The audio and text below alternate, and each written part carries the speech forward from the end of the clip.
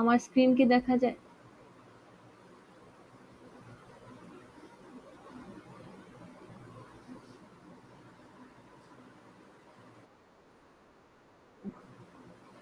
আপনাদের হলো যে আমি চ্যাপ্টার 3 পড়াচ্ছিলাম আর কি, যে কি কি পড়াইছিলাম, যে এডিশন আর সাবট্রাকশন পড়াইছিলাম, তারপর কি মাল্টিপ্লিকেশন পড়াইছিলাম। এই দুইটার জাস্ট বাইনারিতে কিভাবে করা লাগে, ওভারফ্লো আন্ডারফ্লো কিভাবে চেক করা লাগে, এই দুইটা বলছিলাম। ওভারফ্লো আর আন্ডারফ্লো। আর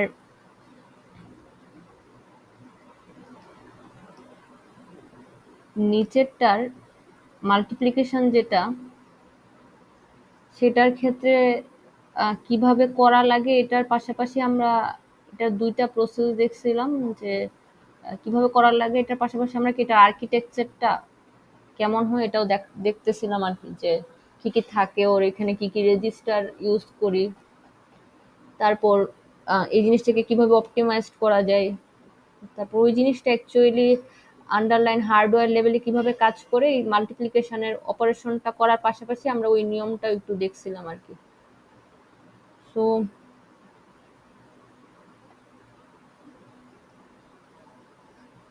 এই হ্যান্ড নোটটাতে আপনারা দেখবেন, স্লাইডও একটু দেখবেন, আমরা এই পর্যন্ত পড়ায় ফেলছিলাম আর কি, যে অপটিমাইজড মাল্টিপ্লিকেশন পর্যন্ত এটার নিয়মটা সহ পড়াইছিলাম। সো আজকে আমি আপনাদের যে হোমওয়ার্কটা দিছি, এইটা এই দুইটা প্রসেসের জন্যই এই সিমুলেশনটা আমাকে দেখাবেন আর কি, হোমওয়ার্কটা বেসিক্যালি এটা নেক্সট ক্লাসে দেখাবেন। এটা হলো যে ম্যান্ডাটরি না, অপশনাল, যার করার ইচ্ছাও করবেন, যা করার ইচ্ছা করবেন না।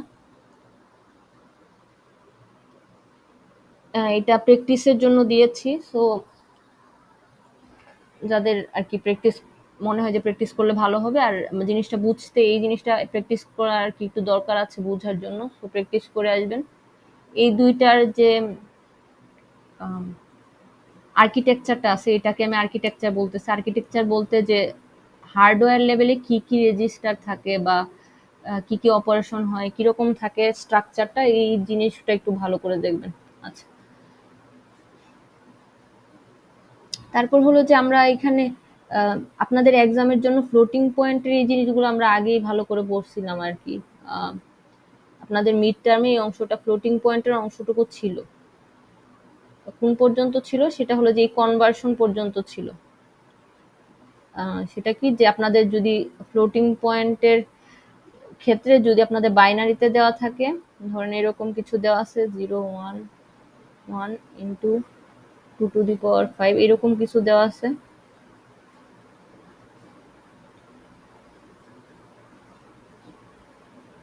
এরকম কিছু দেওয়া আছে, ওটা থেকে আপনি কি ডেসিমেলে নেবেন, মানে এটার করেসপন্ডিং ডেসিমেল বা ফ্লোটিং পয়েন্টের অথবা রিয়েল নাম্বার আর কি, বাইনারি না, টেন বেসড যে রিপ্রেজেন্টেশনটা ওইটাতে নেবেন, অথবা ওইটা থেকে এই বাইনারি ফর্মে আনবেন। এই দুইটা আপনাদের এই কাজগুলো আমরা করছি আর কি মিড টার্মের জন্য।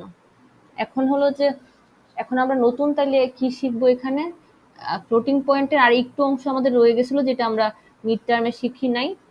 সেটা হলো যে আমরা যে শিখলাম এডিশন, সাবট্রাকশন, মাল্টিপ্লিকেশন, একজন মনে হয় আমাকে ক্লাসেও কোয়েশ্চেন করছিলেন যে এটা ফ্লোটিং পয়েন্টের ক্ষেত্রে যদি এই অপারেশন গুলো করতে যাই তাহলে আমরা কি করব। ধরেন যে আপনাদের এরকম আছে যে 1101 এরকম আছে। সো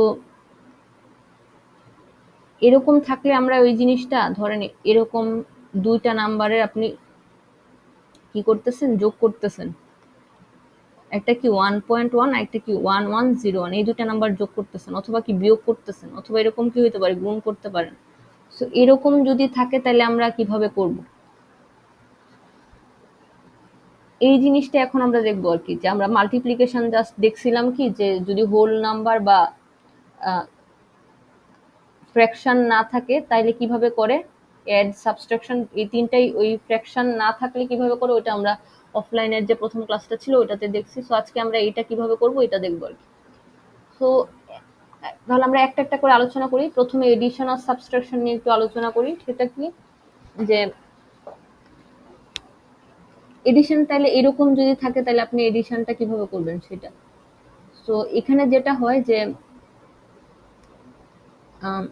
স্লাইডে এটার হলো যে বিস্তারিত দেওয়া নেই। স্লাইডে হলো যে আমরা যতটুকু পড়ছিলাম মিডের আগে ওই পর্যন্তই আছে, পরে জাস্ট একটু হালকা আলোচনা করছে। বইয়েও দেওয়া আছে, আবার আপনারা চাইলে এই হ্যান্ড নোটে যেটা দেওয়া আছে ওইটা ফলো করলেও একটু ক্লিয়ার হবে আর কি। আচ্ছা, এই কনভার্সনের অংশগুলো আমরা আগে পড়ে ফেলছি। তো এখানে দেখেন যে এডিশন আর সাবট্রাকশন এই কাজগুলোর জন্য কিছু রুলস দেওয়া আছে।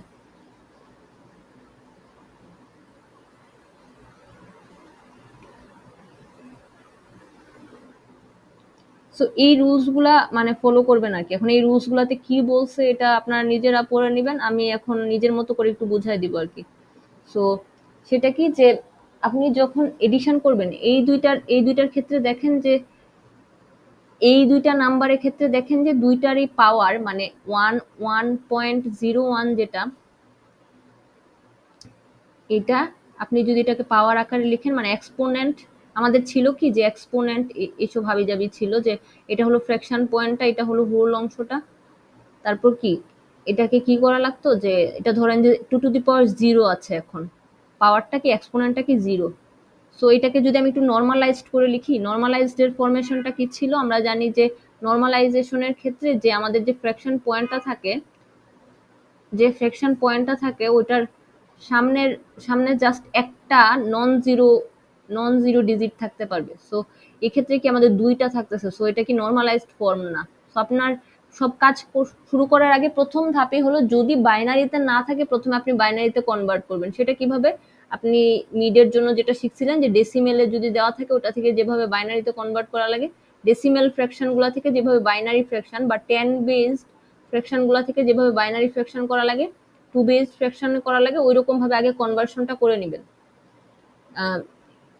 তারপরের কাজ কি আপনার, পরের কাজ কি, যেহেতু আপনাকে যোগ করতে বলছে, এই দুইটা যোগ করতে বলছে, এখন কনভার্সন করার পরে তো আপনার প্রথমের কাজটা হবে কি নর্মালাইজ করে নেবেন।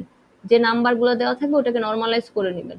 সো এটাকে যদি আপনি নর্মালাইজ করেন, দেখেন এটা কত আসতেছে। এই যে নর্মালাইজ না দেখেই বুঝতেছি, কারণ ফ্র্যাকশন পয়েন্টটার আগে দুইটা ডিজিট আছে। আমাদের তো ফ্র্যাকশন পয়েন্টের আগে কি ম্যাক্সিমাম একটা ডিজিট থাকতে পারে যেটা একটা নন জিরো হইতে হবে। সো এখানে 1.101 যদি করেন তাহলে এটাকে যেহেতু ছোট করছেন তার মানে কি ইন্টু 2 টু দি পাওয়ার 1 হবে, মানে এক ঘর বামে সরাইছেন। সো এই জন্য কি 2 এর পাওয়ার কি 1 বাড়বে, আগে কত 0 ছিল এখন 1 বাড়বে। এখন এটা কি নর্মালাইজড ফর্ম হলো এটার।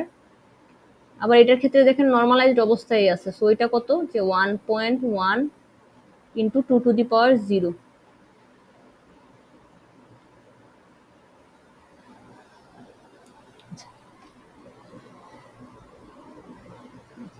তারপর নর্মালাইজড করে ফেলার পরের ধাপটা কি, যে নর্মালাইজ করে ফেলার পরের ধাপটা হলো যে দুইটার এক্সপোনেন্ট কি কি সেম, মানে সেম পজিশনে আনা লাগবে, মানে দুইটার এক্সপোনেন্টের মানটা সেম করা লাগবে, যাতে দুইটা থেকে কি আপনার যেহেতু এই নাম্বারটা কি একটা যোগ করতে বলছে। আমি আবার একটু লিখে দেখাই যে আপনার কিরকম। 2 টু দি পাওয়ার 1 এই নাম্বারটা সাথে আপনি যোগ করবেন কি এই নাম্বারটা 1.1, যোগ অথবা বিয়োগ যাই করেন না কেন, 1.1 into 2 to the power 0।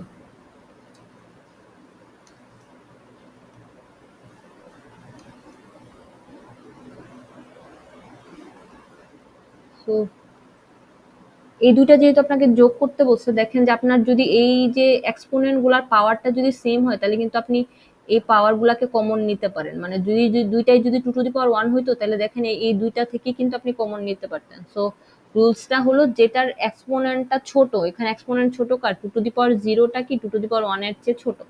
So আপনি ওই ছোট যেটা ওটাকে কি ওই বড়টার সমান করার চেষ্টা করবেন। সো এটাকে যদি 2 টু দি পাওয়ার 1 করেন তার মানে কি হবে, এটাকে যদি 2 টু দি পাওয়ার 1 করেন তার মানে আপনাকে কিরকম ভাবে লেখা লাগবে এটাকে, যে এখানে এক ঘর বাড়াচ্ছেন মানে কি এদিকে এক ঘর ছোট করা লাগবে। সো এটাকে কি 0.11 ইন্টু 2 টু দি পাওয়ার 1 লিখতে পারেন।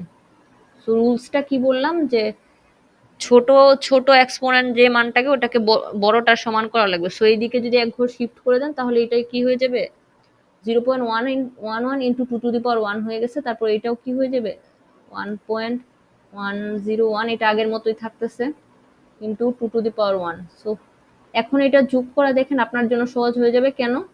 যে আপনার পাওয়ার গুলা বা এক্সপোনেন্ট অংশগুলা নিয়ে আর কাজ করা লাগতেছে না।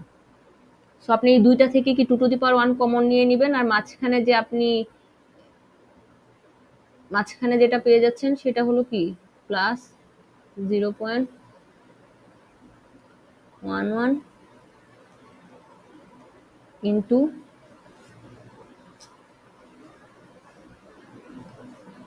0.11 ইন্টু কি 2 টু দি পাওয়ার 1।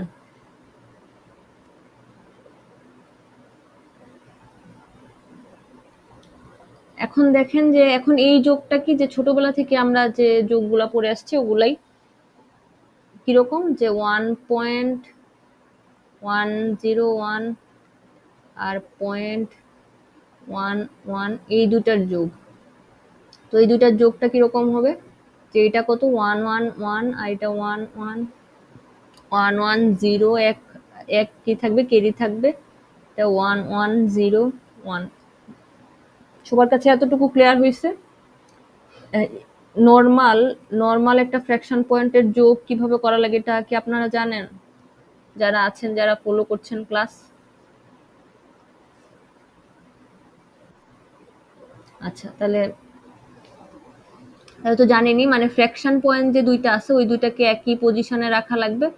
তারপর কি এই অংশটা হলো যে আমাদের হোল নাম্বারের অংশ, এই অংশটাকে ফ্র্যাকশন পয়েন্টের অংশ, তারপর যোগ করবেন নর্মাল যোগের মতোই, লেফট টু রাইট যোগ করে আসবেন আর কি। সরি, লেফট টু রাইট, এটা হ্যাঁ, right to left, right to left যোগ করে আসবেন। তারপর মানে এই দিক থেকে এলএসবি থেকে এমএসবির দিকে যোগ করে আসবেন। 1 আর 0 যোগ করলে 1 হয়, 0 আর 1 যোগ করলে 1 হয়, 1 আর 1 যোগ করলে কত হয়, 1 আর 1 মানে কত, 10। সো এখানে 0 থাকবে, এক কি কেড়ে থাকতেছে, এক এইদিকে পাঠিয়ে দিবেন। এদিকে পাঠালে 1 আর 1 যোগ করে কি 0 থাকে, এক এইদিকে চলে আসে। সো এটা হলো আপনার এই দুইটার যোগফলটা হবে এরকম। এই দুইটার যোগফলটা কি হবে, 10.011 ইন্টু 2 টু দি পাওয়ার 1। ওই পাশে 2 টু দি পাওয়ার 1 রয়ে গেছে।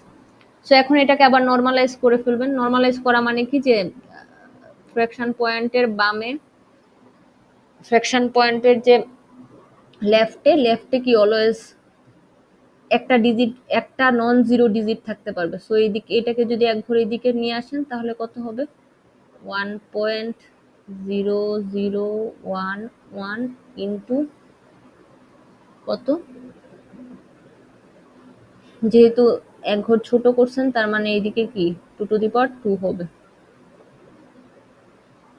সো এটা হলো আপনার আনসারটা আর কি।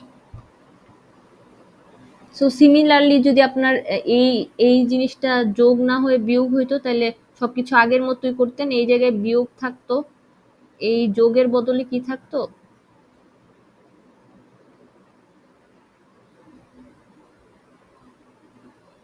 এখানে যোগের বদলে কি থাকতো, যে একটা বিয়োগ থাকতো। সো বিয়োগ করার সময় সেম রুলস ফলো করতেন, যে এখানে যেরকম বিয়োগের রুলস যেরকম ছিল ওরকম ফলো করতেন, এখানে যেরকম যোগের রুলস ফলো করছেন, এখানে বিয়োগ করতে হইলে কি করা লাগতো, 101.110। সো এখান থেকে বিয়োগ করলে কিভাবে করা লাগে, এক থেকে 0 চলে গেলে 1 থাকে, এখানে 0 থেকে 1 বাদ দেওয়া যাবে না, এই জন্য 1 কেটে নেবেন। সো এখানে 1 কেটে নিলে কত, 1 থেকে 1 বাদ গেলে কত, 0 থাকে, যেটা কেড়ে নিয়েছিলেন এটা এখানে দিয়ে দিবেন। সো আবার এখানে 1 কেড়ে নেবেন, সো 1 থাকবে, এখানে 1 দিয়ে দিবেন। সো এটা 0 হয়ে যাবে, এরকম আর কি। সবার কাছে আশা করি ক্লিয়ার হয়েছে। 10 ঠিক আছে কি, 1 থেকে 0 চলে গেলে 1 থাকে।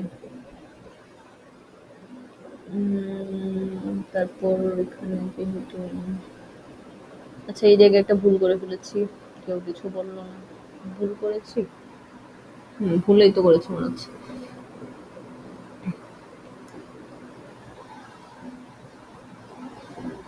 এই জায়গায় বিয়োগটা করতে ভুল করেছি। বিয়োগ করার সময় আপনারা একটু সাবধানে করবেন। এই জন্য আমি আপনাদেরকে ওই হোমওয়ার্কটা দিয়েছি, কারণ আমার নিজেরও একটু প্যারা লাগে, তো আপনাদেরও প্যারা লাগতে পারে। বিয়োগ করার সময় আমি এখানে একটা ভুল করছি। ভুলটা কি, যে কেরি নেওয়ার সময় একটু চিন্তা ভাবনা করে 101 আর 0.110 ছিল, এটা বিয়োগ করবেন কিভাবে? 1 থেকে 0 চলে গেলে 1, তারপর কি এখানে 0 আছে, 0 থেকে 1 বাদ দেওয়া যাবে না, সো কেরি নিবেন। কেরি নেওয়া মানে কত? এখানে 10 মানে 2, এটা অ্যাকচুয়ালি কি 2, 2 থেকে 1 বাদ গেলে কত থাকবে? 1 থাকবে। পরবর্তীতে যেটা কেরি নিছিলেন এখানে দিয়ে দিবেন। সো এখানে কত হয়ে যাচ্ছে? এখানে দিয়ে দেওয়ার মানে কি, এখানে যে 1 কেরি নিছিলেন সেটা এখানে দিয়ে দিবেন। সো এখানে কত? 1 আর 1, এই দুইটা কত যোগ করে কত থাকবে? 1010। সো মানে 2 হয়ে যাচ্ছে আর কি, 1 এর সাথে 1 যোগ করলে 2 হয়ে যাবে। সো এইদিকে আরেকটা যদি কেরি নেন তাহলে এটা 1 থাকতেছে, মানে 3, আর 10 থেকে 3 বাদ দিলে কত থাকবে? 1 থাকবে। সো এখানে যে একটা কেরি নিছিলেন এটা এইদিকে দিয়ে দিবেন, এটা 0 হয়ে যাবে। সো আশা করি আপনারা বুঝতে পারছেন।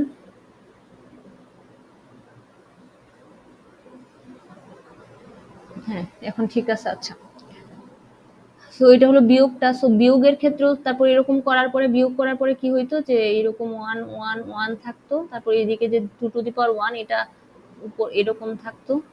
তারপর আপনার আবার নর্মালাইজ করা লাগতো, বিয়োগ করার কারণে এই দিকে নেওয়া লাগতো। আমরা জানি যে পয়েন্ট, ফ্র্যাকশন পয়েন্টের পরে একটা নন জিরো নাম্বার দেওয়া লাগে, সো আপনার ফ্র্যাকশন পয়েন্টটাকে রাইটে এক ঘর শিফট করা লাগতো। তো কত হইতো? 1 into 2 to the power 0, যেহেতু বড় করছি তার মানে বিয়োগ হবে, so 2 to the power 0। So এই জিনিসগুলো নিজের মতো করে নিজে যেভাবে মনে রাখতে পারেন আর কি।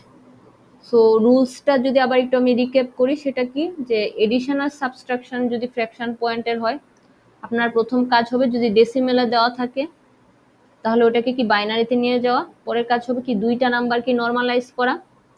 পরের কাজ কি হবে, যে এদের যে দুইটা নর্মালাইজ করার পরে যে দুটো নাম্বার পাইছেন ওদের যে এক্সপোনেন্টের ভ্যালুটা, ওইটাকে যেটা যে ভ্যালুটা ছোট ওইটাকে বড়টার সমান করা। তারপর কি, তারপর কি ওই দুইটা যেহেতু একই হয়ে গেছে তার মানে কি তখন দুইটার থেকে কি এক্সপোনেন্ট অংশটাকে আপনারা কমন নেবেন, তারপর নর্মাল নিয়মে যোগ বিয়োগ করবেন, তারপর আবার লাস্টে এট দ্য এন্ড কি নর্মালাইজ করে দিবেন রেজাল্টটাকে।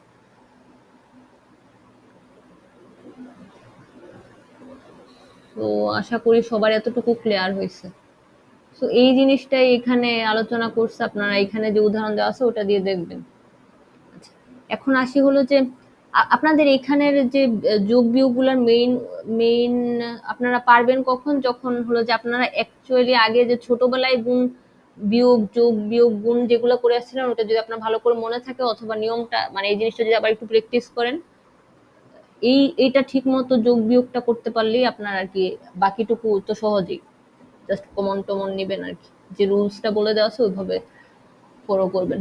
আচ্ছা, তারপর আসি যে এখন হলো যে এই যে যোগ আর বিয়োগ করলাম এখানে,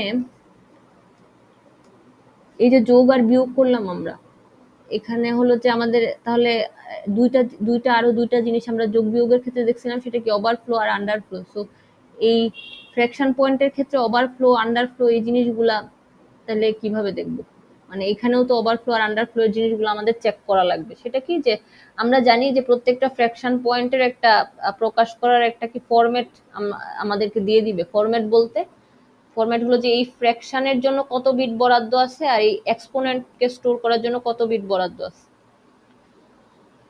সো আপনার যে রেজাল্ট আসবে এটা কি ওভারফ্লো বা আন্ডারফ্লো হয়েছে কিনা, এটা আপনি কিভাবে কিভাবে বুঝবেন, যে 0 0 1 1 আমার রেজাল্ট আসছিল এরকম 2 to the power 2। সো এই জিনিসটা আমার ওভারফ্লো বা আন্ডারফ্লো হয়েছে কিনা এটা কিভাবে বুঝবো, যদি বলে দেয়, মানে আপনাকে বলে দিবে যে এক্সপোনেন্ট আর ফ্র্যাকশন এই দুইটার জন্য কত বিট বরাদ্দ আছে। ধরেন আপনাকে বলে দিল এক্সপোনেন্টের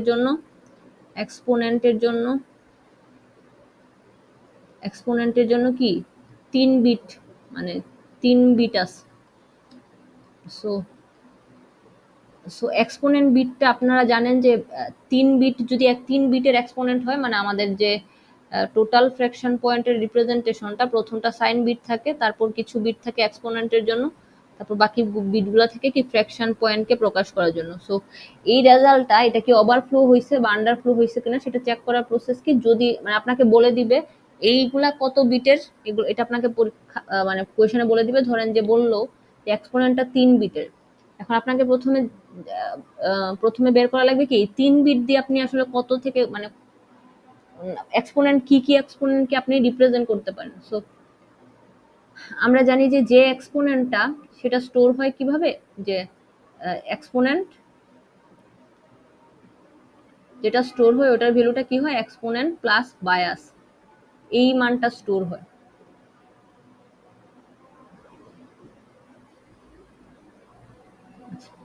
সো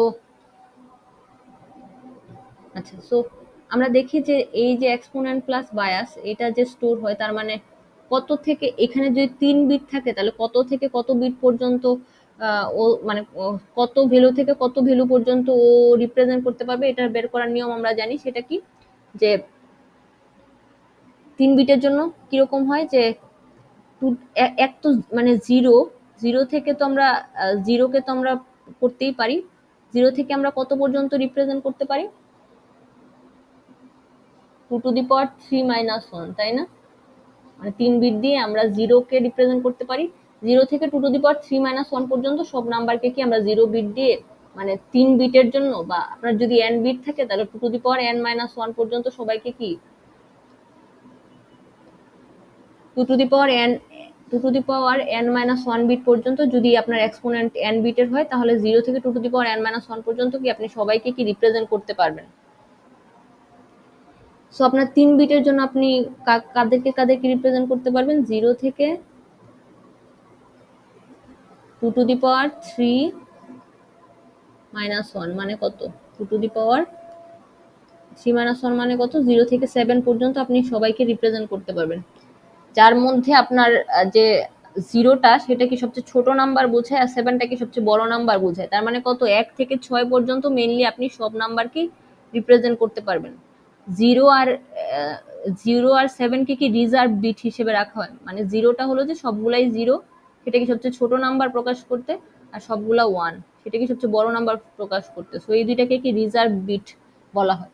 এছাড়া মাঝখানের যে 1 থেকে 6 সবগুলা নাম্বারের ক্ষেত্রে, সবগুলা এক্সপোনেন্টের ক্ষেত্রে কি আপনি এটা ইউজ করতে পারবেন। সো এখন দেখেন যে আপনার যে এখানে যেটা স্টোর করবেন সেটা আপনার এক্সপোনেন্ট কত আসছিল, 2, এক্সপোনেন্ট 2, আপনার এই 3 বিটের জন্য বায়াস কত, 3 বিটে আমরা জানি যদি n বিট হয় তাহলে বায়াস বের করা হয় n-1 দিয়ে। সো 3 বিটের বায়াস কত, 2^3 - 1।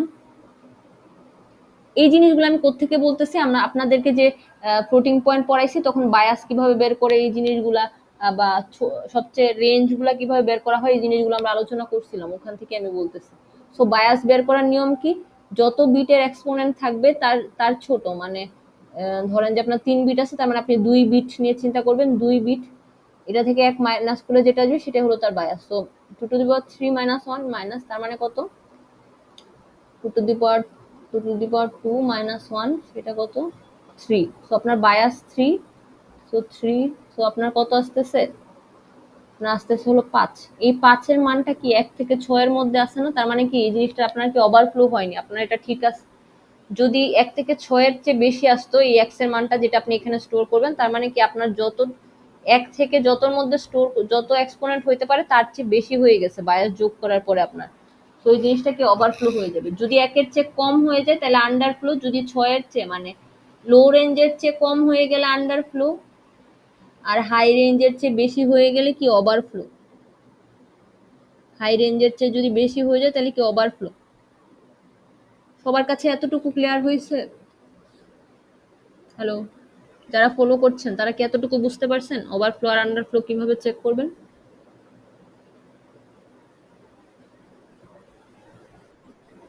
আচ্ছা, সো এখানে দেখেন আপনাদের যে হ্যান্ড নোট দেওয়া আছে ওখানে একটা করে দেখাইছে, যেখানে 6 আসছিল, তারপর 6 আর 3 যোগ করে 9 হয়েছে, ওইটা তো বলে দিছিল এক্সপোনেন্ট বিট 3 বিটের। সো 1 থেকে 6 পর্যন্ত স্টোর করতে পারবেন, কিন্তু 9 যেহেতু 6 এর বড়, তার মানে কি এটা কি একটা ওভারফ্লো হয়েছে। সো এরকম ভাবে আপনি সবগুলা চেক করে দেখতে পারেন, যে যেগুলা বের করবেন আপনাকে বলতে পারে যে ওভারফ্লো হয়েছে নাকি আন্ডারফ্লো হয়েছে, এটাও দেখাইতে বলতে পারে। আচ্ছা, সো মেইনলি ফ্লোটিং পয়েন্টের ওভারফ্লো আন্ডারফ্লো এর ক্ষেত্রে যদি এক্সপোনেন্ট দেওয়া থাকে তাহলে এক্সপোনেন্টটা রেঞ্জের মধ্যে আছে কিনা ওটা দেখবেন। যদি ফ্র্যাকশন পয়েন্ট দেওয়া থাকে, ধরেন যে ফ্র্যাকশন ফ্র্যাকশন আপনার আসছে কত 10010, 5টা বিট আসছে, 1 2 3 4 5, 5টা বিট আসছে। যদি আপনার বলে দেয় যে ফ্র্যাকশন পয়েন্ট হলো যে 3 বিটের ফ্র্যাকশন পয়েন্ট, তাহলে তো পাঁচ পাঁচ বিট আপনি আটাইতে পারবেন না, প্রথম তিনটা জাস্ট থাকবে আপনার, আর বাকি যে লাস্টের 10 ওইটা আপনার থাকবে না। সো আপনার কিছুটা কি লস হবে, আপনার প্রিসিশন ঠিক মতো হবে না, মানে প্রিসাইজ রেজাল্ট পাবেন না, প্রিসিশন কি লস হবে। সো এই এক্সপোনেন্ট, সরি এটা কি বলতেছি, ফ্র্যাকশন পয়েন্ট কত বিটের সেটাও যদি দেওয়া থাকে, ওইটার বেসিসে বের করতে বললেও আপনি বলতে পারবেন যে যদি এর চেয়ে বেশি হয়ে যায় তার মানে কি ওভারফ্লো হচ্ছে। সো ওখানে ওইটা দিয়ে আসলে ওভারফ্লো আন্ডারফ্লো তো ভালো মতো বোঝা যায় না, ওটা জাস্ট প্রিসিশন, মানে রেজাল্টটা কি একদম সঠিক আছে নাকি কাছাকাছি অ্যাবাউট, এই জিনিসটা আপনি বুঝতে পারেন। যত বেশি ফ্র্যাকশনের বিটটা যত বেশি হবে, জিনিসটা তত বেশি প্রিসাইজলি আপনি কি রিপ্রেজেন্ট করতে পারেন। সো নর্মালি কি এক্সপোনেন্টের মানটা দেওয়া থাকে আপনার ওভারফ্লো আন্ডারফ্লো বোঝানোর জন্য। তারপর আছে মাল্টিপ্লিকেশন। সো মাল্টিপ্লিকেশন কেমন করে, এখানেও কিছু রুলস দেওয়া আছে, এটা আমি মানে উদাহরণ দিয়ে বুঝিয়ে দিচ্ছি রুলস গুলা কি দেওয়া আছে। সো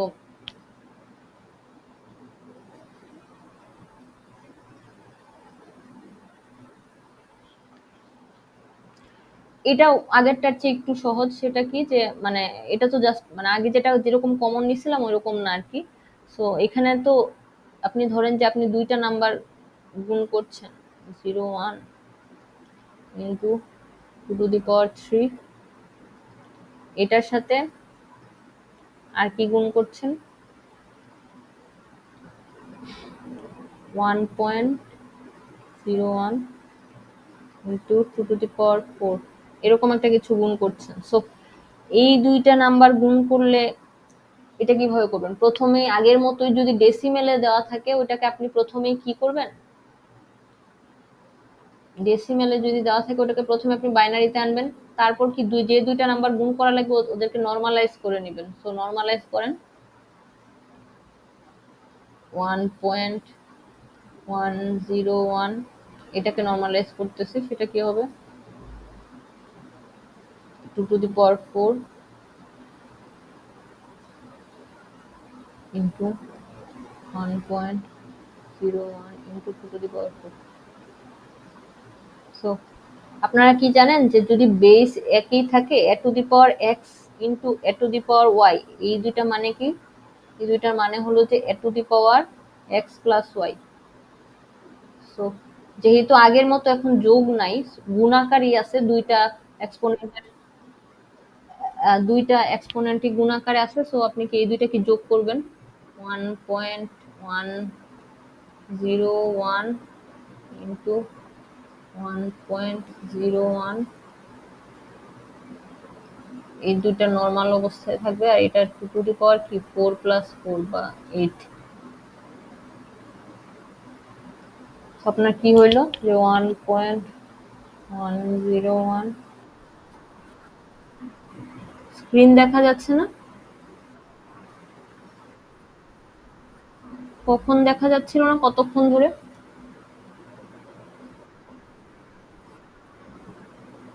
এখন মানে আমি যে যে উইন্ডোতে লিখতেছি ওটা দেখা যাচ্ছে।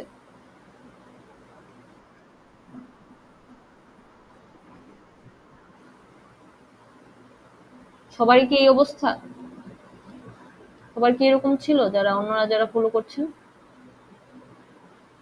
নাকি আমার ক্যালকুলেশনটা দেখতে পাচ্ছিলেন? আচ্ছা ঠিক আছে তাহলে, আচ্ছা তাহলে যার দেখা যাচ্ছিল না, যার দেখা যাচ্ছিল না উনি হলো যে রেকর্ডিং এ এই অংশটুকু একটু দেখে নিন।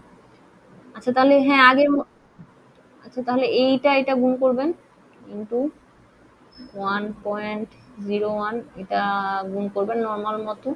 আর এইটা কি, মানে এই রুল অনুযায়ী যে একই বেস থাকলে দুইটা নাম্বার যোগ হবে, তো 2 টু দি পাওয়ার 8 হয়ে যাবে এটা। তারপর এখন হলো যে এটা এইভাবে থেকে যাবে, আর আপনি এই দুইটার গুণ করবেন। আপনার যেসব গুণের নিয়ম ছোটবেলা থেকে পড়ে আসছেন, সেটা কি 101 1.01 গুণের নিয়মটা কি আমি কারো মনে নাই থাকতে পারে, আমি বলে দিচ্ছি। সেটা কি যে আপনি প্রথমে এই ফ্র্যাকশন গুলার কথা চিন্তা করবেন না, প্রথমে সবগুলা গুণ করবেন, পরবর্তীতে ফ্র্যাকশনটা ওটাতে ইনকর্পোরেট করবেন। সো ফ্র্যাকশন ধরেন যে ফ্র্যাকশন নাই, সো ফ্র্যাকশন না থাকলে গুণের নিয়মটা কি আমরা একদম বৃহস্পতিবারের ক্লাসে দেখছি, সেটা কি যে এখানে মাল্টিপ্লায়ারের সবগুলা দিয়ে মাল্টিপ্লিকেন্টকে গুণ করা লাগবে। সো 1 দিয়ে এই সবটা গুণ করলে কত হবে? 1101। তারপর এক ঘর ফাঁকা রেখে 0 দিয়ে সবগুলো গুণ করলে কত হবে? সবগুলো 0 হবে, 0 হবে। আবার 1 দিয়ে সবগুলো গুণ করলে কত হবে? আবার আরেক ঘর ফাঁকা রেখে 1 0 1 1। তারপর আপনি কি যোগ করে দিবেন 1 0 1 আর 1 0 1 আর 1 0 1 আর 1 0 1 আর 1 0 1। আশা করি আমার যোগটা ঠিক আছে। আচ্ছা, তারপরে এখন তাহলে ফ্র্যাকশনটা কিভাবে ইনকর্পোরেট করবেন, সেটা হলো যে এখানে যত ঘর প্লাস এখানে যত ঘর, টোটাল কত? এখানে 3 ঘর লেফটে ফ্র্যাকশনটা আছে, এখানে 2 ঘর লেফটে ফ্র্যাকশনটা আছে, তার মানে টোটাল 5 ঘর। সো 5 ঘর লেফটে যাবেন, 1 2 3 4 5। সো এই জায়গায় হবে আপনার ফ্র্যাকশন পয়েন্টের মানটা। সো এই জায়গায় যদি ফ্র্যাকশন পয়েন্টের মানটা হয়, তো আপনার এইটা হলো যে আপনার রেজাল্টটা হয়ে গেল। সেটা কি 10.00001 into 2 to the power 8। So এখন এখন সবার লাস্টে আগের মতোই নিয়ম কি, এটাকে আবার নর্মালাইজ করবেন। সেটা কি যে এইটাকে এক ঘরে এদিকে সরায় আনবেন। 1.00000 1 2 3 4 5 1 ইন্টু 2 to the power 9। আচ্ছা, সো এটা হলো আপনার রেজাল্টটা পেয়ে গেলেন। এখন আপনি যেটা করবেন সেটা হলো যে আপনি তারপর কি রেজাল্ট পাওয়ার পর আপনার কাজ কি যে চেক করা, যে রেজাল্টটা পাইছেন ওইটা কি ওভারফ্লো আন্ডারফ্লো কিছু করতেছে কিনা। এটা চেক করা কি আগের মতোই নিয়ম। সেটা কি যে এক্সপোনেন্টটা দেওয়া আছে সেটা কি আপনার রেঞ্জের মধ্যে আছে কিনা। যদি এই ক্ষেত্রেও আপনি ধরেন যে আপনার কি যে রেঞ্জটা কি হয়, এক্সপোনেন্টটা কি 3 বিটের আপনাকে বলে দেয় কোশ্চেনে, তার মানে আপনার রেঞ্জটা এখান থেকে আগে যেরকম বের করছিলাম কি 0 থেকে 2 to the power n-1, মানে 3 বিটের জন্য 3 - 1, সেটা কি 7। 0 থেকে 7, সবার লাস্টেরটা 7, এই দুইটা কি রিজার্ভ। সো মাঝখানে কত থাকে? 1 থেকে 6, 1 থেকে 6। সো 1 থেকে 6 এর মধ্যে যে কোনো নাম্বার করতে পারবে। সো আপনারটা আসছে কত? আপনার আসছে হলো 2 to the power 9। 9 plus bias কত ছিল? বায়াস 3 ছিল।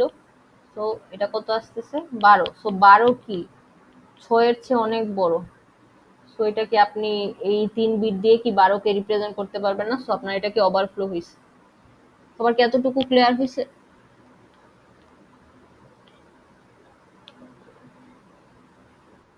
দুইটার ওভারফ্লো চেক করার প্রসেস একই, জাস্ট মানে গুণ করার নিয়মটা আলাদা।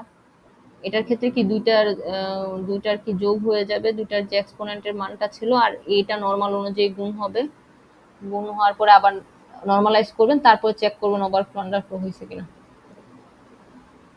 এই যে এখানেও দিয়ে দিছে। সো একই যে বের করবেন ফাইন্ড দা বায়াস এক্সপোনেন্ট, এগুলো বের করবেন। তারপর এক থেকে আপার রেঞ্জের মধ্যে যদি থাকে তাহলে তো হয় নাই, আর যদি একের চেয়ে ছোট হয় তাহলে আন্ডারফ্লো, একের চেয়ে বড় হলে কি ওভারফ্লো। এক থেকে আপার রেঞ্জের মধ্যে থাকলে কি কোনো ওভারফ্লো হয় না, এই জিনিসটাই। সো আপনার প্রথম ধাপ কি যে বায়াস বের করবেন, তারপর রেঞ্জটা বের করবেন, তারপর এই দুইগুলো এগুলো কি কম্পেয়ার করে দেখবেন। সো এডিশন আর মাল্টিপ্লিকেশন দুইটার ক্ষেত্রেই ওভারফ্লো আন্ডারফ্লো চেকিংটা একই, যে এট দ্য এন্ড লাস্টে যে রেজাল্টটা পাবেন সেটাকে নর্মালাইজ করার পরে যে এক্সপোনেন্টটা আছে কোয়েশনে যে সাইজটা বলে দেওয়া থাকবে এক্সপোনেন্ট ফিল্ডের, ওইটা থেকে বায়াস বের করবেন আর রেঞ্জটা বের করবেন। তারপর দেখবেন যে আপনার যেটা আসছে ওটার সাথে বায়াসটা যোগ করে কি ওই রেঞ্জের মধ্যে আছে কিনা। ওইটা চেক করার পরে যদি রেঞ্জের চেয়ে ছোট হয় তখন কি আন্ডারফ্লো। ধরেন আপনার এরকম আসলো, রেঞ্জের চেয়ে ছোট হওয়া বলতে ধরেন আপনার একটা রেজাল্ট আসলো এরকম 1.001 1 ইন্টু 2 ইনভার্স 4 এরকম আসলো। So two two to the power -4, so এরকম যদি আসে, এটা যখন আপনার বায়াস -4 প্লাস 3 এটার সাথে যোগ করবেন, আপনার বায়াস এটা ছিল -1, আপনার রেঞ্জ ছিল কি 1 থেকে 6 এর মধ্যে হওয়া লাগবে এক্সপোনেন্টটা। আপনার রেঞ্জ ছিল এক্সপোনেন্টটা কতর মধ্যে হওয়া লাগবে, এক্সপোনেন্টটা কি 1 থেকে 6 এর মধ্যে হওয়া লাগবে। সো 1 থেকে 6 এর মধ্যে হওয়া লাগবে। সো আপনার এটা কি -1, যেটা কি 1 এর চেয়েও ছোট। সো -1 এর যখন 1 এর চেয়ে ছোট হয় তখন কি এটা আন্ডারফ্লো, তার মানে এই কেসটা আন্ডারফ্লো। আর যদি 6 এর চেয়ে বড় হইতো তাহলে কি হইতো, ওভারফ্লো হইতো। যেরকম এখানে 12টা কি ওভারফ্লো। সো এইগুলা হলো যে আপনাদের কাজ, এগুলা দেখবেন একটু। তারপরে আরেকটা যেটা করব যে আমরা তো চ্যাপ্টার 2, যেটা চ্যাপ্টার 2 তে আমরা অনেক ধরনের অপারেশন দেখছি। অপারেশন মানে কি, অপারেশন মানে হলো যে এই এডিশন সাবট্রাকশন এগুলার অপারেশন কোড বা ফরম্যাটটা কি এগুলো দেখছি, যেরকম অ্যাড দিয়ে আমরা এডিশন বুঝাইতাম। সো এই যে অ্যাড বা লোড ওয়ার্ড এই জিনিসগুলা, বা লোড ডাবল, এই জিনিসগুলো অ্যাকচুয়ালি কি ছিল যে আমাদের যে ডেসিমেল, ওগুলা ডেসিমেল নাম্বার, যেগুলো ডেসিমেল না ঠিক হোল নাম্বার, বা কি বলবো, যে যেটা ফ্র্যাকশন পয়েন্ট নাই যে নাম্বারগুলো, ওগুলা চিন্তা করে এই অপারেশনগুলো ছিল। সো যদি কোনো একটা ফ্র্যাকশন পয়েন্ট নাম্বার নিয়ে, যেহেতু ফ্র্যাকশন পয়েন্টের ফরম্যাটটা, বাইনারিতে ফরম্যাটটা আলাদা, আমরা জানি যে সাইন থাকে, এক্সপোনেন্ট থাকে, ফ্র্যাকশন থাকে। সো এই জিনিসটা ফরম্যাটটা আলাদা। সো কোনো একটা ফ্র্যাকশন পয়েন্টকে যখন আপনি নিয়ে কাজ করবেন, তখন ওটার জন্য আলাদা এরকম অপারেশন আপনাদের স্পেসিফাই করা আছে রিস্ক ভিতে। সেটা কি, ওটাই আমরা একটু এখন দেখবো আর কি। সো দেখেন এখানে ফ্লোটিং পয়েন্টের জন্য ইনস্ট্রাকশন গুলো আর কি। তো এখানে যেটা করছে যে ফ্লোটিং পয়েন্টের ইনস্ট্রাকশন একটা অনেক বড় চার্ট দেওয়া আছে, ওগুলো আপনারা বাসায় একটু দেখবেন, আমিও কয়েকটা একটু বলে বলে দিব আর কি। সো এগুলো মুখস্থ করা লাগবে না, জাস্ট যখন মানে করতে করতে যেটা মুখস্থ হয়ে যায় টাইপের জিনিস আর কি। একদম একদম মুখস্থ করে ফেললে পারবেন না। আমি আগের যেগুলা বুঝাইছিলাম ওইটার মতোই, জাস্ট এটার তো আর বাইনারি রিপ্রেজেন্টেশনটা আপনাদের লাগতেছে না আর কি। জাস্ট আপনারা দেখবেন যে কি কি কি কি ফেসিলিটিস আছে ফ্লোটিং পয়েন্ট নিয়ে কাজ করার, কি কি সুবিধা আছে। সো দেখেন আগের মতোই, মানে আগের মতোই সবকিছু, জাস্ট এফ সামনে অ্যাড হবে। ধরেন যে আপনার অ্যাড ছিল আগে, এখন এফ এর আগে কি, মানে অ্যাড এর আগে কি একটা এফ, এফ আপনার যোগ হবে, যেটা দিয়ে আপনি বুঝাচ্ছেন কি একটা ফ্র্যাকশন পয়েন্টের এডিশন করতেছেন, এরকম আর কি। সো তারপরে কি সেম আগের মতো যে আর ডি, আর এস ওয়ান, আর এস টু, মানে কি যে আমি যেরকম আগে ছিল, আর ডিটা কি ডেস্টিনেশন রেজিস্টার, এখানে একটা ডেস্টিনেশন রেজিস্টার থাকতো, এখানে দুইটা কি সোর্স রেজিস্টার থাকতো, আর এস ওয়ান আর আর এস টু। সো আগের মতোই কিছু জিনিস পাবেন, যেটা কি আগের মতোই, জাস্ট চেঞ্জটা কোথায়, যে এখানে একটা অ্যাপ থাকবে, বা যে যে যে জায়গায় অ্যাপ ইনকর্পোরেট করা লাগে ওগুলা করা লাগবে। সো এখানে আপনাদের একটা উদাহরণ দেওয়া আছে, ওইটা আমি একটু বুঝাই দিই। এই উদাহরণটা এখানে কি বলছে যে মেমোরির কোন একটা পজিশনে আপনার একটা ফ্লোটিং পয়েন্ট দুইটা নাম্বার আছে। ধরেন যে আপনার 32 বিট রিপ্রেজেন্টেশন, তো মেমোরি একটা পজিশনে একটা ফ্লোটিং পয়েন্ট নাম্বার আছে, যেটা সাইন বিট, এক্সপোনেন্ট এগুলো আছে আর কি, ফ্র্যাকশন। সো এটা একটা পজিশন, মানে এটার অ্যাড্রেসটা আপনি জানেন, এই পজিশনে আছে। মেমোরি আরেকটা পজিশনে সেরকম আরেকটা ফ্লোটিং পয়েন্ট নাম্বার আছে, যেটার অ্যাড্রেসটা আপনি জানেন। সো আপনার কাজ কি, এই দুইটা ফ্লোটিং পয়েন্ট নাম্বারকে আপনি মেমোরি থেকে লোড করবেন, তারপর তাদেরকে যোগ করে যে ভ্যালুটা আসে ওটা আবার মেমোরি থেকে স্টোর করে আসবেন। সো কোয়েশনে বলে দিছে যে x10 যে রেজিস্টার, তার মধ্যে এই মেমোরির অ্যাড্রেসটা আছে, এটার অ্যাড্রেসটা আছে, মানে কোন জায়গায় এই ফ্র্যাকশন পয়েন্টটা স্টোর আছে মেমোরির, এই অ্যাড্রেসটা x10 রেজিস্টারে স্টোর আছে। আর x11 মনে হয়, দাঁড়ান আমি একটু দেখি যে কোন কোন জায়গায় স্টোর। x10 আর 11 কি আপনার যে দুইটা নাম্বার যোগ করবেন ওই দুইটার অ্যাড্রেসটা স্টোর আছে। আর x13টা হলো যে জায়গায় আপনি রেজাল্টটাকে গিয়ে স্টোর করবেন, সেটা হলো x13 রেজিস্টারে বলে দাও। সো আমার প্রথম কাজ হবে কি যে আচ্ছা ফ্র্যাকশন পয়েন্টের যে রেজিস্টারগুলো ওগুলোকে এরকম ভাবে এই অ্যাড্রেসগুলো তো আর ফ্র্যাকশন পয়েন্টে হবে না, অ্যাড্রেসগুলো কি ডেসিমেল নাম্বার বা পূর্ণ সংখ্যা হোল নাম্বার। সো এই জন্য কি এই আগের রেজিস্টারগুলাই আপনি কি অ্যাড্রেসগুলোর জন্য ইউজ করতে পারবেন। ফ্র্যাকশন পয়েন্টের জন্য কিছু রেজিস্টার আছে, এগুলোকে কি বলা হয় F1 F2 F3 এরকম ভাবে। সো ওগুলো নিয়ে আপনাদের এত বিস্তারিত জানা লাগবে না, আপনাদের এক দুইটা যে উদাহরণ আসবে আপনারা F1 F2 F3 এগুলো দিয়ে করে ফেলবেন আর কি। সো ধরেন যে আমি এখন ইউজ করবো F1 F2 F3 এগুলাকে। সো ফ্র্যাকশন পয়েন্টের রেজিস্টার মানে এই জায়গায় ফ্র্যাকশন পয়েন্টটা মেমোরি থেকে লোড করার পরে তো একটা রেজিস্টারে ভ্যালুটাকে স্টোর করবেন, ওটা হলো যে কি এই এফ দিয়ে যে রেজিস্টারগুলো ওগুলোতে স্টোর করা লাগবে। সো ধরেন যে আপনি তাহলে তো প্রথমে এই দুইটার যে অ্যাড্রেসটা দেওয়া আছে ওই অ্যাড্রেস থেকে তো আপনার আগে লোড করে আনা লাগবে। সো আমরা যেরকম আগে লোড ওয়ার্ড করতাম এরকম করবেন। ওয়ার্ড বলতে কি 4 বাইটকে এক ওয়ার্ড বলা হয়। সো 32 বিট রিপ্রেজেন্টেশন আপনি দেখেই বুঝতেছেন যে এই ফ্র্যাকশন পয়েন্টগুলো কি 32 bit representation. So load word এটার আগে আপনি কি এফ এফ দিবেন। এফ লোড ওয়ার্ড মানে কি ফ্র্যাকশন পয়েন্ট, এফ দিয়ে ফ্র্যাকশন বোঝাচ্ছেন। তারপর কি কোথায় লোড লোড করবেন, কোথায় F1 বা যে কোনো একটা ফ্র্যাকশন পয়েন্টের রেজিস্টার নেবেন। কোন কোন অ্যাড্রেস থেকে, এই যে x10 যে অ্যাড্রেসটা দেওয়া ছিল x10 অ্যাড্রেস থেকে অফসেট কত, এই অ্যাড্রেসের 0 মানে এই অ্যাড্রেসটাতেই 0 বলতে বোঝায় এটা থেকে, মানে ধরেন যে এই অ্যাড্রেস যেটা দেওয়া আছে ধরেন যে এটা ঠিক এই জায়গায় সামনে কোনো একটা অংশ দূরে গিয়ে না 0 মানে এটা বোঝায়। আপনাদেরকে আগে অনেকবার বলা হয়েছে আর কি চ্যাপ্টার 2 পড়ানোর সময়। সিমিলারলি আপনি পরেরটাও লোড করে নেবেন। অ্যাপ লোড লোড দিয়ে কি পরের যে ভ্যালুটা ওইটাও লোড করে নেবেন, ওটা কততে আছে x11 আছে। তারপরে আপনি কি করতে পারেন, আপনার এফ এড আমি বলছি যে আগের মতোই জাস্ট অ্যাড এর সামনে একটা এফ যোগ করে দিলে আপনার ফ্র্যাকশন পয়েন্টের অপারেশন হয়ে যাচ্ছে। তারপর এটাকে F3 তে আপনি কি ওটাকে কি যোগ করে দিবেন F1 আর F2 কে। এটা কি ডেস্টিনেশন রেজিস্টার, আমি একটু আগে যে দেখাইছি ওইটার মতোই, এই যে এখানে এফ এড এর এই জায়গাটা কি ডেস্টিনেশন রেজিস্টার আর এই দুইটা কি সোর্স রেজিস্টার। সো এরকম অ্যাড করবেন। তারপরে এই F3 কে আবার কোন পজিশনে রাখা লাগবে মেমোরির, এই যে x13 এর যে অ্যাড্রেসটা দেওয়া আছে ওই অ্যাড্রেসে রাখা লাগবে। সেটা কি আমরা কি স্টোর ওয়ার্ড জানি, ওই স্টোর ওয়ার্ডের মতো সামনে একটা এফ বসায় দিবেন। সেটা কি এই যে F3টা আছে সেটাকে কোন জায়গায় x13 এ যে রেজিস্টারটা যে অ্যাড্রেসটা দেওয়া আছে x13 রেজিস্টারে সেই পজিশনে কি স্টোর করে আসবেন। সো এতটুকু কাজেরই আপনার এখানে কোড ওরা একটু দেখাইছে আর কি, জাস্ট পরিচয় করা দেওয়ার জন্য যে এখানে কিভাবে হয়। আচ্ছা এখানে আবার এস দিছে, এস জিনিসটা মানে অ্যাড এর সাথে ডট এস বলতে বোঝায় স্মল। আপনারা যখন এখানে দেখবেন যে এখানেও দেখবেন যে ডট এস, এই যে এখানে লিখে দিছে যে if the number double precision just D, মানে আপনি এখানে দেখি তোমরা এফ ওয়ার্ড দিয়ে করতেছিলাম, তার মানে কি যে সিঙ্গেল প্রিসিশন নিয়ে কাজ করতেছে। 32 বিট যেটা বলতেছিলাম 4 বাইট মানে 32 বিট।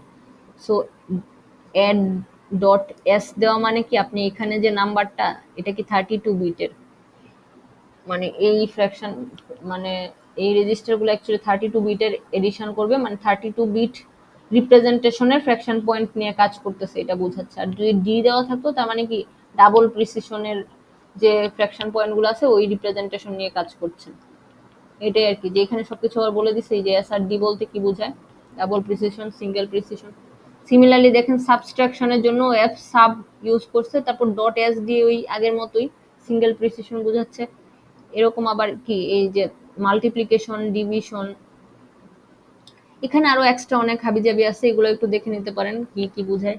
এইগুলো আপনি বুঝবেন যে লেস দেন ইকুয়াল এফ, শুধু সামনে একটা এফ লাগাই দিছে, পরে এস বলতে কি সিঙ্গেল নাকি ডাবল, ফ্র্যাকশন পয়েন্টটা কি সিঙ্গেল প্রিসিশনের ফ্র্যাকশন পয়েন্ট রিপ্রেজেন্টেশন নাকি ডাবল প্রিসিশনের, এইগুলা। তারপর এই যে ইকুয়ালও আছে। তারপর আর কি কি আছে, আর নতুন কিছু আছে যেরকম স্কোয়ার রুট করলে আমরা জানি ফ্র্যাকশন পয়েন্ট, স্কোয়ার রুটের জন্য অলওয়েজ ফ্র্যাকশন পয়েন্টই আমরা প্রেফার করি, কারণ আপনি হোল নাম্বারকেও স্কোয়ার রুট করলে ওটা ফ্র্যাকশন আসতে পারে। যেরকম আপনি যদি 5 কে স্কোয়ার করেন ওটা ফ্র্যাকশন আসতে পারে। সো আমরা ধরেই নিই এই সব কিছু কি ফ্র্যাকশন পয়েন্ট রিপ্রেজেন্টেশনই থাকবে। সো এটার জন্য এখানে একটা নতুন অপারেশন আনছে, সেটা কি এফ স্কোয়ার ডট এস, আগের মতো সবগুলো আগের মতো। আবার এখানে দেখেন যে অনেকগুলো অপারেশন একসাথে করতে পারবে, এই ধরনেরও কিছু নতুন আম, জিনিস এখানে আনছে আর কি। সো এইগুলা একটু দেখবেন আর কি আপনারা। এম এড মানে কি মাল্টিপ্লিকেশন এডিশন, এম সাব মানে কি মাল্টিপ্লিকেশন সাবট্রাকশন। দেখলেই বুঝবেন, নাম থেকেই বোঝা যায়। এই যে দেখেন এম এড মানে এম বলতে মাল্টিপ্লিকেশন, এড মানে কি এডিশন। প্রথমে মাল্টিপ্লাই করবেন, প্রথম দুইটা রেজিস্টারকে মাল্টিপ্লাই করবেন, তার সাথে কি পরেরটা অ্যাড করে এই F3 মানে যেটা ডেস্টিনেশন ছিল ওটাতে কি ওটাকে অ্যাসাইন করে দিবেন ভ্যালুটা। সো এখানে দেখেন এইগুলার রিপ্রেজেন্টেশনে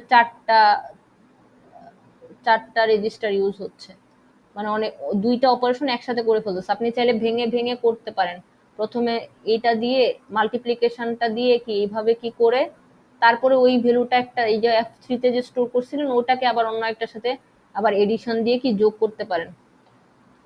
আবার ওরা আবার একসাথে করারও একটা অপারেশনের নতুন দিয়ে দিছে, ওইটাও আপনি চাইলে একসাথে কিছু কাজ করতে পারবেন। যে এম সাব মানে কি মাল্টিপ্লিকেশন সাবট্রাকশন, সামনে একটা এন দেওয়ার মানে কি নেগেটিভ, পুরাটার আগে একটা কি নেগেটিভ থাকবে। এগুলা নাম দেখি আপনি বুঝবেন আর কি। এগুলো অত বেশি ইউজ নাই, তারপর একটু দেখে রাখবেন। জাস্ট এফ এফ লাগাই দেওয়া লাগে সবকিছুর আগে। আর ডট ডট এস মানে সিঙ্গেল প্রিসিশন, ডট ডি মানে কি ডাবল প্রিসিশন। এখানে আরো কিছু একটু আগে যেরকম দেখলাম লোড ওয়ার্ড, লোড ডাবল, তারপর কি সিঙ্গেল প্রিসিশনের জন্য কি এস ইউজ করা লাগে মাঝখানে, আবার ডাবল প্রিসিশনের এইগুলা একটু দেখবেন আর কি। মানে সরি, এই এসটা বলতে কি স্টোর বোঝাচ্ছে। আর যখন ওয়ার্ড মানে কি সিঙ্গেল প্রিসিশন, ওয়ান মানে কি 32 বিট, আর ডি দিলে এটার মানে কি 64 বিট ডাবল প্রিসিশন। সো এই জিনিসগুলো একটু দেখবেন, আরো কি কি অপারেশন করা যায় এগুলো দেখবেন। তারপর লাস্টে আবার পুরা চ্যাপ্টারের একটা ব্রিফ দিয়ে দেওয়া আছে, সেটা কি যে কিভাবে কিভাবে এক্সপোনেন্ট ফিল বের করা লাগে, বায়াস কিভাবে ক্যালকুলেট করা লাগে। এটা আমরা মিডের জন্য পড়ছি, এখন একটু বলে দিচ্ছি। সো আপনারা এগুলো একটু দেখে নেবেন আর কি। স্লাইডেও স্লাইডে হলো যে এই এডিশন সাবট্রাকশন গুলো দেখায় নাই আপনারা, তারপর স্লাইডের যদি না পান বই থেকেও হেল্প নিতে পারেন অথবা এই নোট থেকেও দেখতে পারেন। স্লাইডে জাস্ট লাস্টে ওই যে অপারেশন গুলো নিয়ে একটু আলোচনা করছে, যে F less than, F equal, less than equal, এই জিনিসগুলো কি বোঝায়।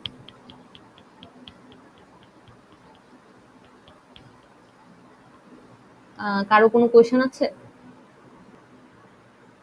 সো আপনাদের চ্যাপ্টার 3 হলো যে এতটুকুই শেষ আর কি। চ্যাপ্টার 3 তে আর কিছু নাই। সো আপনার যেটা করা লাগবে সেটা হলো যা পড়াইছি এই 2 দিনে তা পড়া লাগবে, পাশাপাশি মিডের যতটুকু ছিল ওইটা আবার একটু রিক্যাপ করে নেবেন নিজেরা, কিভাবে কোনটা থেকে কোনটা কনভার্সন করা লাগে, তারপর ডাবল প্রিসিশন কি, সিঙ্গেল প্রিসিশন কি, ফ্র্যাকশন কিভাবে কি করা লাগে, এই জিনিসটা আবার একটু রিক্যাপ করে তারপরে এই যোগ বিয়োগ গুলা করবেন, ওভারফ্লো আন্ডারফ্লো এগুলো চেক করবেন। এইগুলো একটু নিজেরা দেখে নেবেন আবার। তারপরে পরে আপনাদের সিলেবাসে আছে হলো চ্যাপ্টার 4 আর 5। সো আমি একটু অফ করি। সো সবাই আমার শেয়ারটা দেখতে পাচ্ছেন? শেয়ার করেছি যে,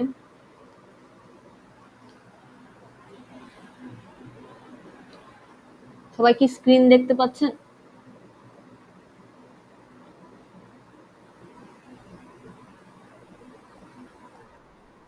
আচ্ছা।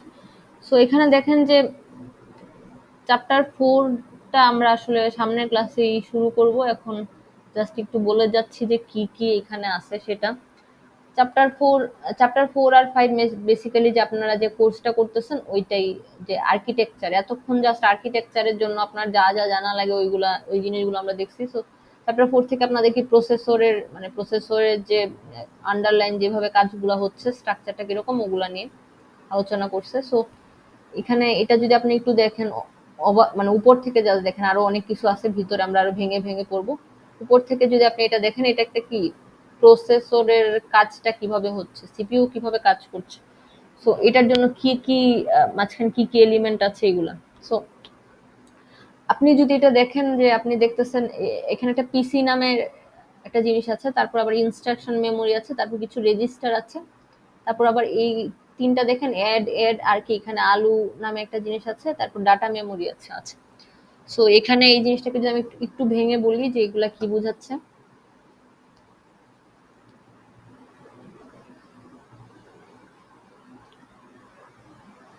সো এখানে যেটা বোঝাচ্ছে সেটা হলো যে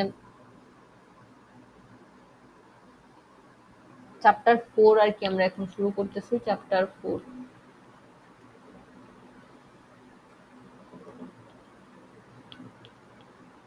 চ্যাপ্টার 4, সো চ্যাপ্টার 4 আমরা যেটা আজকে ভিতরে ঢুকবো না, জাস্ট এখানে এই যেটা মেইন চিত্রটা সেটা নিয়ে আমরা একটু বলি। এটা একটা সিপিইউ কিভাবে কাজ করতেছে সেটার ওভারভিউ। সো এখানে কি কি এলিমেন্ট আছে সেটা হলো যে একটা পিসি আছে। পিসি জিনিসটা কি আপনাদেরকে অনেকবার বলছি, সেটা কি প্রোগ্রাম কাউন্টার। যেটা কি কত নাম্বার, প্রোগ্রাম কাউন্টার মানে কি, যে আপনি কত নাম্বার লাইনে আছেন ওটা কাউন্ট রাখে, যে প্রোগ্রাম কাউন্টার। ওর কাজ কি, ওর কাজ হলো যে আপনি কোন লাইনে আছেন বা অ্যাড্রেসটা ওইটার কাউন্ট রাখে। ধরেন যে আপনার যে প্রোগ্রামটা আছে সেটা আমরা আমরা জানি যে প্রত্যেকটা ইনস্ট্রাকশন হলো 4 বাইট করে, এগুলো নিয়ে আমরা আলোচনা করছি। ধরেন যে আপনি এই পজিশনে আছেন, ধরেন এটা হলো আপনার পিসির মানটা 0।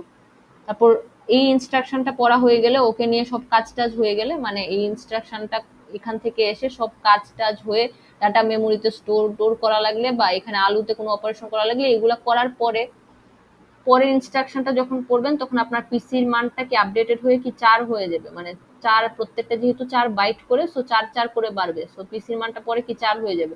সো পিসিটা অলওয়েজ কি 4 করে করে বাড়ে। প্রথম পিসি যত থাকবে পরেরটা কি তার চেয়ে 4 ঘর, মানে 4 ঘর বলতে 4 বাইট, যেহেতু বাইট বাইট অ্যাড্রেসড মেমোরি, তো 4 বাইট পরে হবে। সো এরকম ভাবে প্রত্যেকটা পড়ার সময় পিসিটা আপডেট হয়ে হয়ে যেতে থাকবে। এটা ট্র্যাক রাখবে কি, এই যে পিসি লেখা যে অংশটা সেটা ও কি বলে দিবে যে এখন আপনি কোন ইনস্ট্রাকশনটা পড়বেন বা কোন পজিশনে আছেন প্রোগ্রামের সেটা বলে দিবে। তারপর দেখেন যে ইনস্ট্রাকশন মেমোরি, তো পিসি থেকে যখন আপনি একটা অ্যাড্রেস নিয়ে আসবেন, মানে আপনি কোন জায়গায় আছেন, যে ধরেন যে 4 4, তো আমি জাস্ট 0 থেকে শুরু করছি দেখে 4, ধরেন যে কিছু একটা নাম্বার, এটা এটা অ্যাড্রেসটা কিছু একটা, ধরেন যে এটা যদি 220 হয়, তাহলে এর পরের অ্যাড্রেসটা হবে কি 224। এটাই আর কি, যে 4 ঘর পরে পরে হবে। সো এটা যে অ্যাড্রেসটা, এটা আপনি পিসিতে অলওয়েজ ট্র্যাক রাখতেছেন। সো আপনি পিসি থেকে অ্যাড্রেসটা নিয়ে এসে ইনস্ট্রাকশন মেমোরি থেকে ওই অ্যাড্রেসে যে ইনস্ট্রাকশনটা আছে ওটাকে ফেচ করবেন। তো ইনস্ট্রাকশন মেমোরিটা তাহলে কি জিনিস, যে ইনস্ট্রাকশন মেমোরিটা হলো এরকম একটা জায়গা যে যেখানে আপনার প্রত্যেকটা প্রোগ্রামের প্রত্যেকটা ইনস্ট্রাকশন লেখা আছে, সো ওই মেমোরির অ্যাড্রেসটাই পিসিতে আপনার স্টোর থাকে।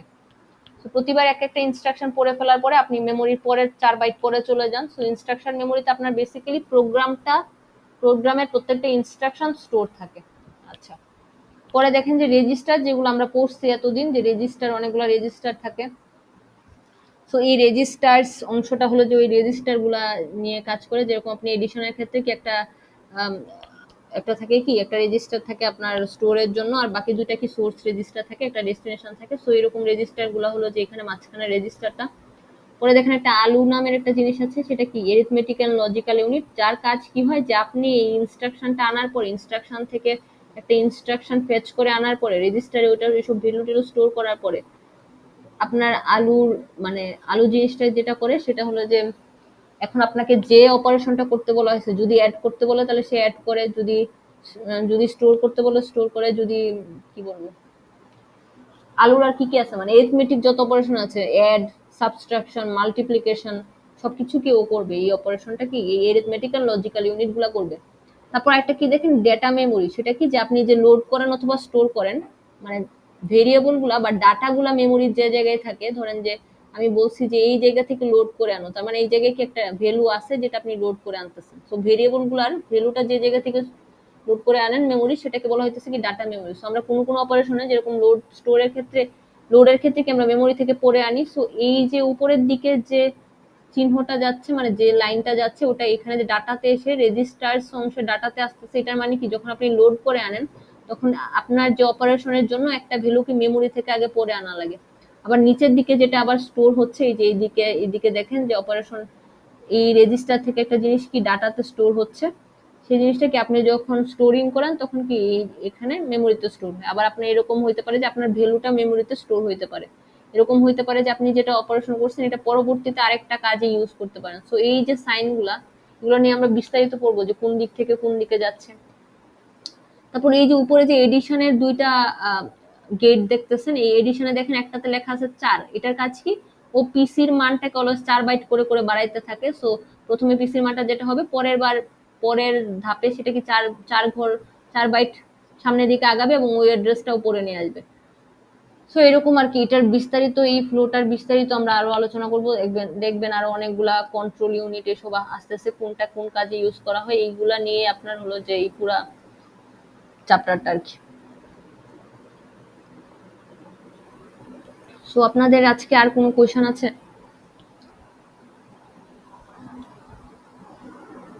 আপনারা অবশ্যই আগের, মানে সরি, পরের ক্লাসে আসার আগে অবশ্যই আপনারা রেকর্ডিংটা দেখে আসবেন। ক্লাসে এসে আবার বললেন না যে রেকর্ডিং দেখে আসি।